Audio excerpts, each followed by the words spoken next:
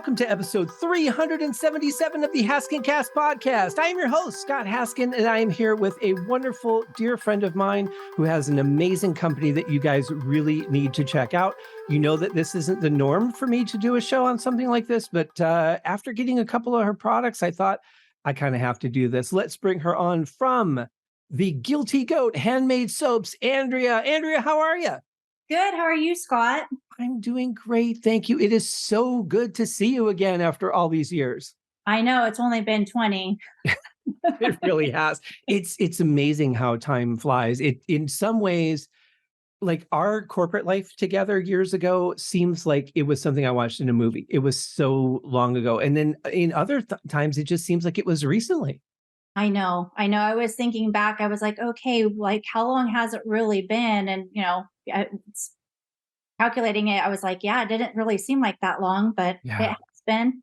Life goes fast sometimes. And you're making it better for people, though, because you've created a product. And I don't want to just say you, because it's you and your husband, Randall, have created a product that I have to say just got my first couple bars.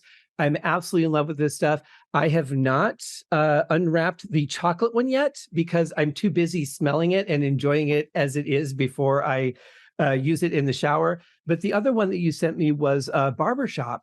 And I got to tell you, those strong, soapy kind of freshening scents are not my wheelhouse. I'm more of a sweets kind of person when it comes to candles and things like that. But I started using it. And first of all, it does not dissolve that fast as most soaps do. They just, like, before you know it, the bar is just floating in your hand in a little tub of water that you've got in the little cup of your hand. But this stuff really lasts a long time.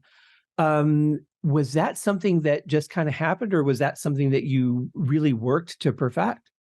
That goes into like the curing time. A lot of people don't know this, but it takes a batch of soap anywhere from 4 to 6 weeks to actually cure before I can sell it. So yeah, the longer the cure time, the longer your bar of soap will last. We use all natural ingredients.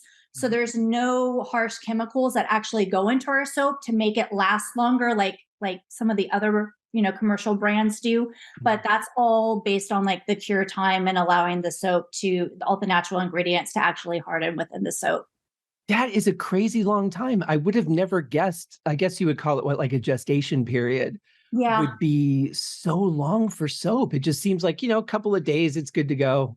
No, definitely not. Still going through it goes through like a gel phase and a soapification. Like there's a lot of different phases that the soap goes through. But yeah, it's anywhere from 4 to 6 weeks, and I usually try to do it closer to 6 weeks to make sure all the soap is nice and hard and will last long for you. So I would imagine that, and you've got a big piece of property where you're able to do this, but I would imagine just having space and enough containers and keeping it out of the sun in California, which can be, not as brutal as Arizona, but where we met, but can have its moments.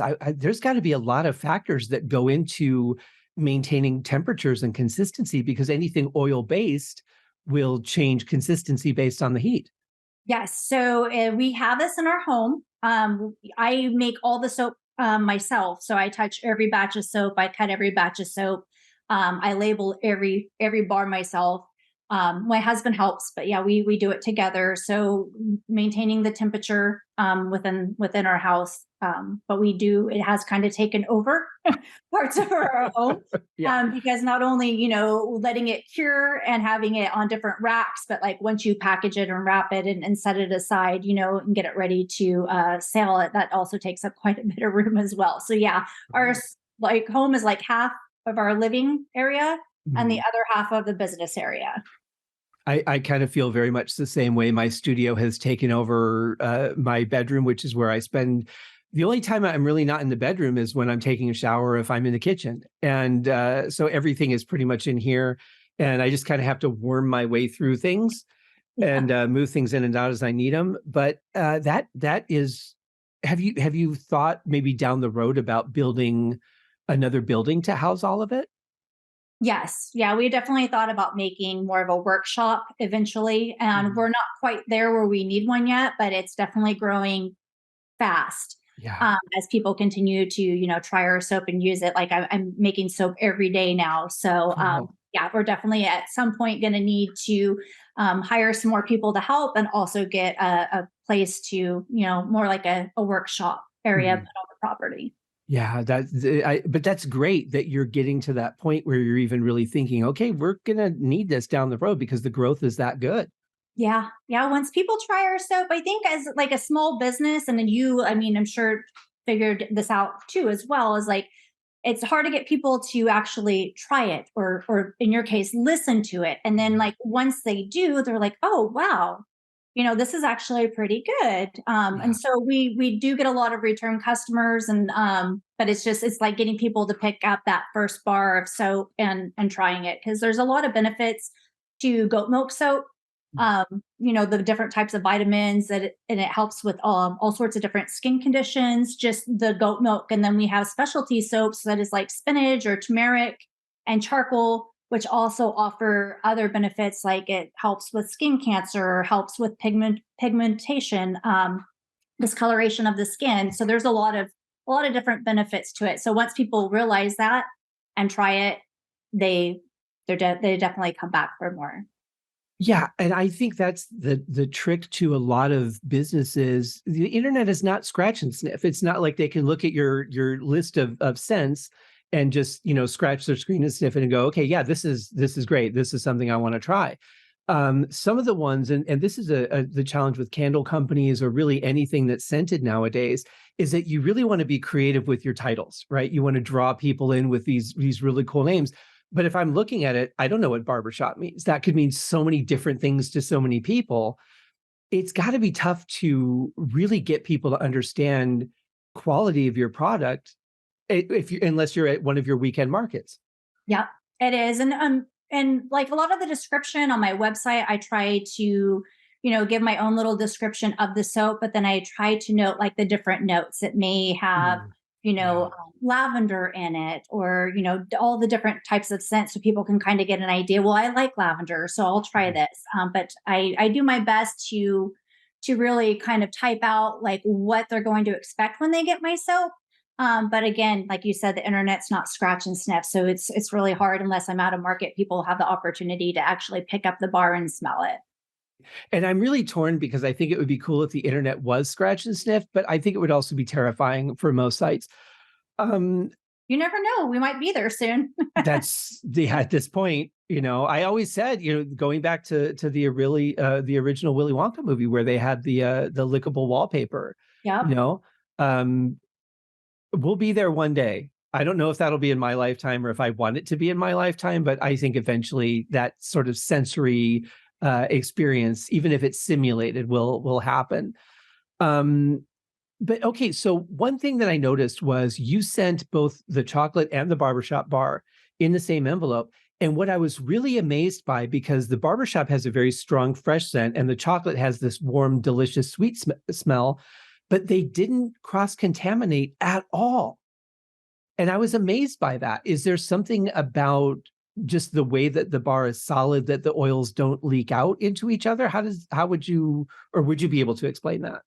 It's a little bit more with like the packaging and like being able to have the packaging breathe that I put it in. So if you Mhm. put it in some people put their soaps in plastic or wrap it in plastic, which doesn't really allow for the soaps to really breathe. So I feel like keeping them in like cardboard or in like a paper wrap usually helps allow it to breathe and it doesn't cross contaminate the scents. Yeah. That makes sense. I would Yeah. imagine though, in your house, just walking around, there probably is a scent that's a combination of some of the different things just because of, the fact that they're all together in your house. Yeah, so there's our house. It's funny because I don't smell it anymore because I Yeah. smell it all day long. So when people Mhm. walk in, they're like, "Whoa," there I all these smells, and it's just like I've gotten so used to it. So sometimes I have to do the coffee beans, or I sniff the coffee bean and then smell the soap to make sure like I'm using the right amount of essential oil or Right. whatever it may be. But it's very strong. Right now we just made a new masculine soap called Triumph. And so it is kind of like a spinoff of like one of the Gucci's like made to measure colognes. Okay. And it's kind of taken over my house right now, the smell. Well, if you're introducing something new, your brain will notice it, right? But Yes. after a while, your brain just kind of shuts off things that it kind of knows it doesn't need to pay attention to. Yeah. When I was working in a music store in Colorado, I could walk through the store and there would be people blasting away on guitars, banging away on drum sets, and I wouldn't even notice it. You get to that point where you're like, I'm focused on what I'm doing, all this stuff. My brain's like, yeah, I don't care. Yeah. Yeah. And that's pretty much what happens around here too, because it's like we do a lot of the same soaps over and over again. And then of course we get some requests. So we try to switch it up to keep our customers happy. But definitely the dominant smell would be our Triumph one right now. But yeah, I'm definitely with you. Like you kind of get used to something and it dulls it down a little bit. And when I've gone to companies like the Yankee Candle Company stores, they've said the same thing. They're like, we don't even notice it anymore, because they're around it. And it is so like suffocating sometimes when you walk in those stores because there's so many different scents and your brain's like, I don't even know what's going on anymore. Well, and so that's what I was concerned about having this in my house was because I would get headaches. Mm. I would get headaches going to the Yankee Candle Company, but here I think it's because like I do like 1 or 2 scents a day, and of soap, and so it's not like all of them just hitting me at one time. So Right. I've kind of adapted well to that. But yeah, I was a little concerned, like, am I going to get a headache in my house? But Yeah. definitely not. Good. I kind of adapted to all the different smells. Like I said, like I don't even smell them anymore. Right. Yeah. That's awesome. I want to ask you a question about the goat milk being the base of it, because when I think of milk, I think of dairy and I think of expiration dates and things spoiling and smelling bad after, as they curdle. But how does it work where that doesn't happen? Is it just the process just eliminates that possibility? Yeah, so this is cold process soap, and so what I do is I mix the milk, I freeze it, and then I mix it with lye. And so it's a food grade lye, so it's safe. And it basically melts that down. And when it goes through like the soapification phase and the gel phase, it makes it so it's not going to actually go bad on you. Because they are all natural ingredients. Like if you wait over a year, there is a good chance that your soap is not going to have like the same. It's going to be really hard. It might not have the best effect on your skin Mhm. because it's so old. So anything that's going to be all natural is going to actually have an expiration date. But if you use the soap within like the first 2 years, you should be fine. There's not going to go bad. It's not going to have any funny smells or anything like that. And I would think, if you've ordered a bar from somebody as opposed to just like randomly picking it up in a grocery store, it's going to be a little bit more of a priority, right? You're going to want to check it out. You're going to enjoy the scent. It's probably not going to sit on your shelf for any more than a month or so before you would even start using it. No, definitely not. And I've had some soaps. All the soap that I sell and I make, I try out myself, and they go through a series of tests. So like I leave it out in the sun. Mhm. I put it in the fridge to keep it cooler. Like I do go through a bunch of different scenarios with the soap to make sure that it's going to be effective. And I also, test it in a number of different ways to make sure that the lye has a safe amount of lye in it and all of that stuff. So, but yeah, there's it because it is all natural. There will be, like about a 2 year, shelf life to it, but most people use it before. Then I have one that was 3 years, and it still seems to be fine. I cut little pieces of it off and test it regularly. Mhm. So Wow. I like that. I really, and the only reason, like I said, I have not started with the chocolate bar is because it just smells so good. I'm just happy to have it on my little table next to me. And every once in a while, just take a whiff of it because it really does smell very chocolatey and like something I want to bite into. And it reminded me, there was a store at Arrowhead Mall and I can't remember what it was. It was a soap store, and they yeah. sold, like they had the Yankee candles and stuff there too. But they had a sign on the counter that says, please do not eat the soap. And I asked them about that, and they said they would have like children would come in and the soaps would smell so good that they would actually think it was okay to just take a taste of it. And I'm sure they learned very quickly that it was a bad idea. But I mean, my first thought was you don't own that yet. You can't just be biting Taste stuff it. that you find, you know. I'm sure it didn't taste as good as it smelled, that's for sure. Right.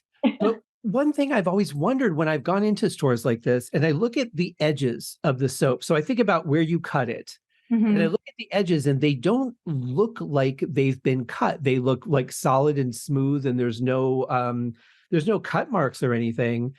How does that there's no scraping, there's not like how does it end up looking like it wasn't cut? So, like had mentioned, like when I make it, it comes in a loaf. Mhm. And so I cut it with a wire cutter. So it's all measured out for each bar, usually an inch. And Mhm. I cut it and it get about 16 bars out of each loaf. I set it out so it can cure for the 6 weeks. And then after that, I usually take like a potato peeler and I go over all of the edges to make sure that they're nice and smooth. And then Oh, I actually print out all my labels and label all my soaps at that time and make sure that they're all the weight that I prefer. And so there's definitely a lot of work that goes into it from start to finish. Not mentioning like getting up early in the morning and milking the goats. right. Right. Yeah. So there's a lot of work that goes into the whole entire process. And because we're a small business, we like to make sure that I mean, we're start to finish. Right. We milk the goats, we take care of the goats. We're pretty much the vets for the goats, quality control, packaging, financing. So Yeah. it's a lot. Oh, for sure. And I don't know why I always assumed that the bars were cut at the end of the process. I don't know where that came from or why I assumed that, but that's just always been in my head that that was like you take the loaf and you bake it, you do all the things, and then you cut it and package it and sell it. I never thought about cutting it beforehand. I don't know why. Yeah. No, but we basically like I will pour it into the loaf. It will stay in there for about 24 to 48 hours. I'll take it out of the loaf and let it sit for a day and then I cut it. Yeah. Okay, that makes a lot more sense. I don't know where I get my ideas, but you know how it is. Once you think of something, and even though you've never researched it or justified it in any way, that's just what gets stuck in your head. Yep, I know, I agree. And then you don't know Yeah. what you don't know? Exactly. Yeah. No. So this is cool. I'm glad I'm getting to learn this stuff. How do you how do you find that right blend? I mean, it's got to be a lot of experimentation and just trial and error to get the right mix of oils to get a particular scent. Yeah, I did a lot of research and then I had someone help me at first. Like, we all learn from someone. So Yeah. someone close to me had showed me and we made a batch of soap together. And then it was kind of taking that recipe as a base and just kind of spinning off of that. Um, but all of our ingredients are high quality ingredients. We use coconut oil, olive oil, shea butter, and then also palm oil, or like my base ingredients. There are some soaps that we have specialty where we use like mango butter instead of shea butter, or hemp butter instead of shea butter. Just to kind of switch it up. Some people have some allergies, so I try to make a Yeah. soap that's going to accommodate everybody. But starting with that base recipe and then just doing research. There are batches that I've done that I've experimented with that haven't worked out. And that's just kind of how you learn, trial and error. I would think so. I mean, you can say basically maybe you can even look at certain foods and go, okay, here's how they flavor a food, and take that as your basic combination of ingredients and go, okay, now how do I make that work for this product? Yeah. At least it gives you some kind of starting point. Yeah. And even for like example, you brought up food, like spinach is a superfood. And so I Mhm. have a bar that's like unscented for people that, have prefer not to have any scented Yeah. or have an allergy to fragrances. And I Mhm. just use powdered spinach as a colorant in there, and it's Oh. really good for lather and it's really good for skin. Mhm. So I've done that. I've also done like turmeric powdered turmeric, which is fights cancer, fights Yeah. depression. I think a lot of people forget that like your skin is like your largest organ on your body.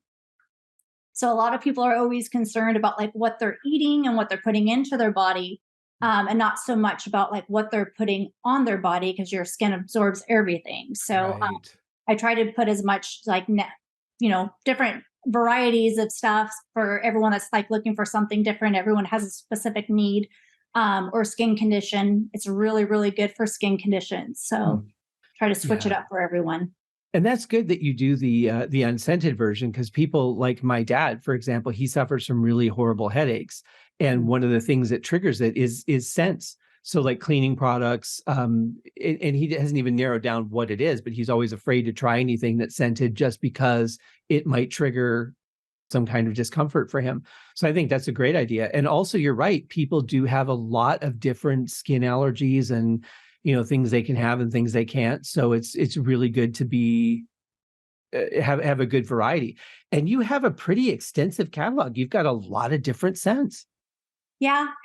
It's funny because, I buy stuff and I try stuff and there's like some stuff that I don't really care for, but people love it. So like I make soaps that like aren't like my favorite soaps, but they fly right off the shelf. So I try to make sure like when I'm making it, it's not for me or for my friends, but I'm thinking about like, all the different people out there and what they might like. And that's why I kind of broke our scent collection down by like fruity or Mhm. sweet or masculine, because everyone's nose kind of, it's like their taste buds. Everyone's kind of got their own Yeah. own taste. Mhm.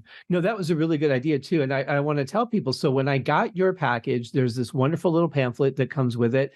Very well done. It breaks down all the scents, like you were just saying, into the categories, but it also gives you a history of the company. You get a picture of each of the goats: Seymour, Splash, and Pearl. I love that name, Splash. That's just awesome. The goats were not available for interview, just so you guys know. I tried. They're not PR people or PR goats, I guess. You have a picture of you at one of your setups where you're, the weekend events that you go to where your products are available. Um, I love that because I've known you for so long and I knew you from the corporate world. So before you were involved in any of this, I love that you are doing this, that you've really turned it into something that people are enjoying. And it's this whole big thing. It's not like me making little chocolate confections in my kitchen. Like, this is a huge thing. Yeah, it's definitely different from what I was doing before. I was in the corporate world and I was an executive, uh, enterprise account executive. Sorry, I don't know. I'm trying to forget that world. Yeah. You and me both. Which was a very high stress. So I was trying to get away from that. And I was actually laid off of my job. And so I had started really focusing on my animals and our farm, and started making soap. And we just kind of started in like just very small, like making soaps for certain people. And it just kind of spun into what it is today. I mean, we're still a small business, but it's definitely picking up and the word's getting out there about our company. So, which I'm very, very grateful for because now it's keeping me busy. Um, Mhm. and I have a different kind of stress, but it's not the same as the corporate stress. So it's Right. a lot better. But, I think people have ideas all the time, but I think they're afraid to break away from the security of the corporate world. And people like you and I who have been through enough layoffs where we know, what, this is not any more sustainable. Mm-mm. It's just you're letting somebody else do the heavy lifting and you're kind of along for the ride. I think personally, if you could find something that's sustainable, it's better to be in control of your own destiny and have the ability to make your own decisions and find ways to survive than hope that the people you depend on are going to be able to do that, because we're kind of at a point where nothing is really stable anymore. No, and I agree with you. But I mean, I was working anywhere from like 12 to 14 hours a day for someone else. And Yeah. it was kind of like, well, why don't, if I can take that time and work for myself, what can happen? Yeah. And to all the people out there that are like, worried about taking that jump. I mean, if you're able to start it off and work your corporate job at the same time, like highly recommended. In my case, that Yeah. wasn't really available for me since I was Mhm. laid off. But if I wasn't laid off, I wouldn't have dove into it like I did, and I wouldn't be where I am. So Exactly. Start small. If yeah, you have the ability and you want to do something, but you're afraid to, break that chain, just start small. Is it, I don't know if you experience this, but I, as a, creator of like music and books, get a lot of feedback, whether I've asked for it or not. And it can be pretty harsh sometimes, but you have to remember too that everything is subjective. Taste is subjective, whether people like a piece of music, whether they prefer a scent of a soap. All of that is so individual and personal. Have you gotten feedback where you're kind of like, okay, maybe I should look into this, or this is feedback that really just kind of applies to this person? One of the things that I get a lot is I get a lot of requests for certain fragrances of soap, or for me to remove something that somebody is allergic to, which I've done, and then that person's never bought soap. So I think that would be like the biggest one. Like people, try this or try that or try this. And then I do try it, and I let them know I've tried it, and that's Uh, it. I would feel such an obligation if I said, "Hey, Andrea, could you make me a banana nut muffin soap?" And you spend, weeks on it. You've probably baked 3 or 4 different loaves trying to get it perfect. And you call me and you go, "Scott, I finally got it." And I'm like, "Hey, that's great. Gotta go." Yeah. I can't imagine not feeling a connection or a sense of responsibility to follow up, since I was the one that put that in your head. That's Yeah. just weird to me. Well, and I've never had anyone come out and be like, I don't like your soap and this is why. So I've never got like anything direct. I've never had Mm. any bad reviews posted or heard anything bad. But everybody's, like I said, everybody's different. Everyone's got their own things. I'm not saying that there's not a person out there that doesn't like my soap, Sure. but yeah, that's really the only thing I've experienced is like someone saying, "Hey, try this one and try that one and try this and try this," and then it's like, "Okay, well, I've tried it," and they're like you said. Now, when you started with the goats, you were just milking them, right? And you were using the goat's milk just for regular purpose. Yeah, just drinking it. Yeah, What we is, were just using it. how does that compare taste wise to cow's milk? Because I don't think I've ever had goat's milk before. Well, we drink it. I don't. We drink our milk raw, so we Mhm. don't pasteurize it. And we just drink it and put it in mason jars and put it in our fridge. If I'm going to make soap with it, I freeze it because it's cold process, so it has to be Right. frozen so the light doesn't burn it. Um, Mhm. but I mean, we milk it and we put it in the fridge. Goat's milk is really a lot easier settling on the stomach. So people that have babies that have colic, Mhm. um, usually tend to use goat milk as a supplement instead of specialty like powdered milk, because it is a lot more sensitive on your stomach. That makes sense. Is it Yeah. hard to figure out, okay, this batch is for me and this batch is for the soaps? Like when you're milking the goat, how do you balance what you use for what?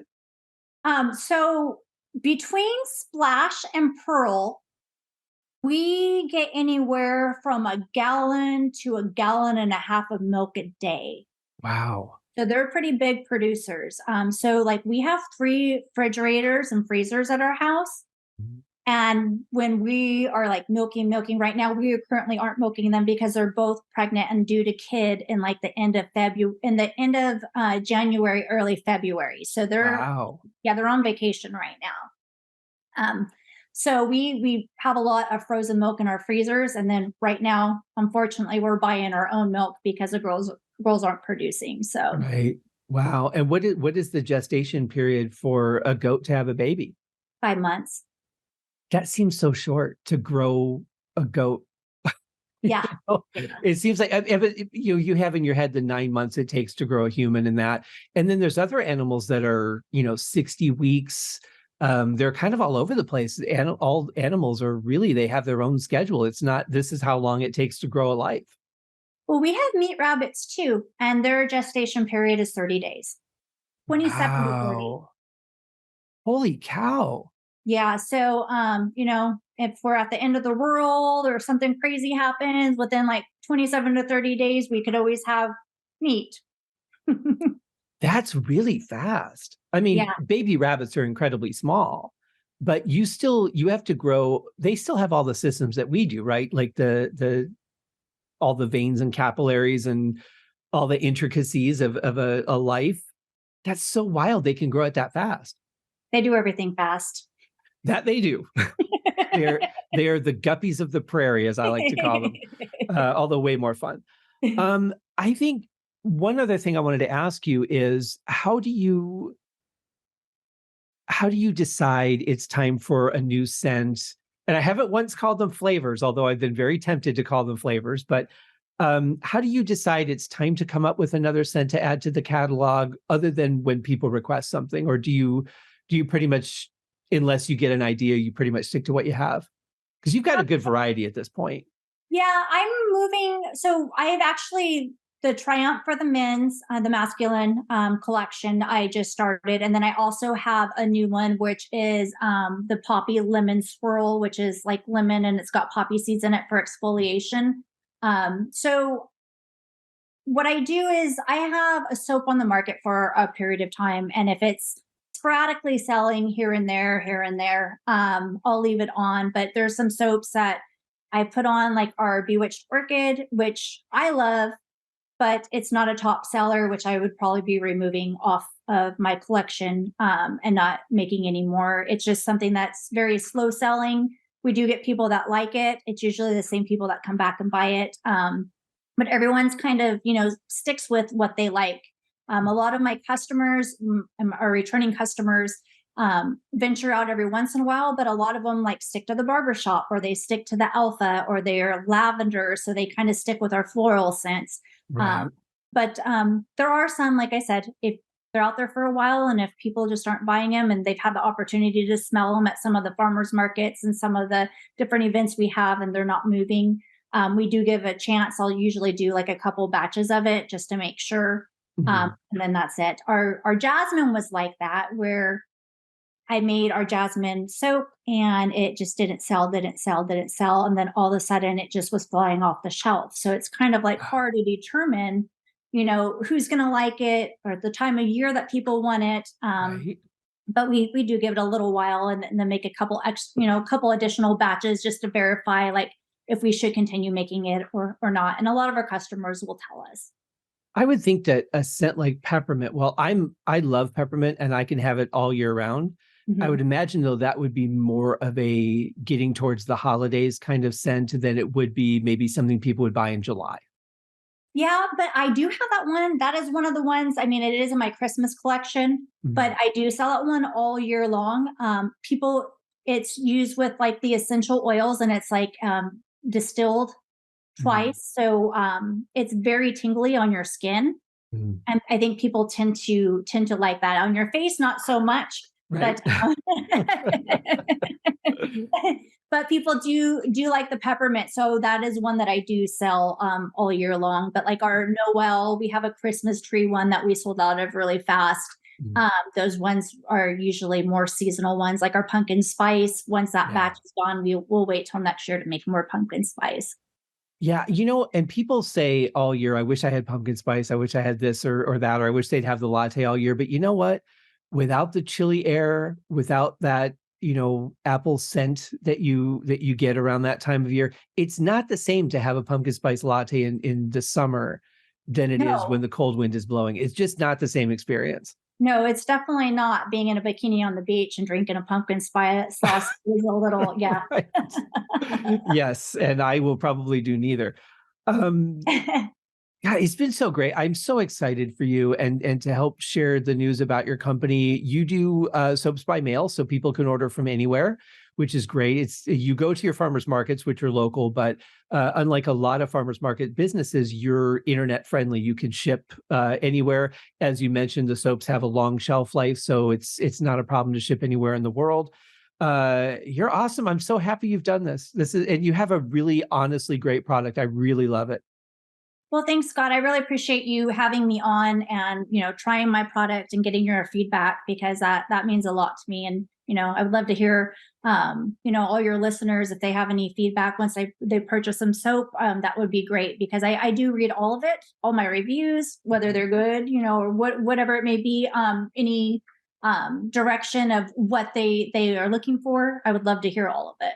Absolutely. And that is the sign of a good business owner. I think people that whether you assimilate anything valuable from it or not, I think just being willing to hear what people have to say instead of going, I know what I'm doing, and let that be that, because arrogance will kill a company faster than anything.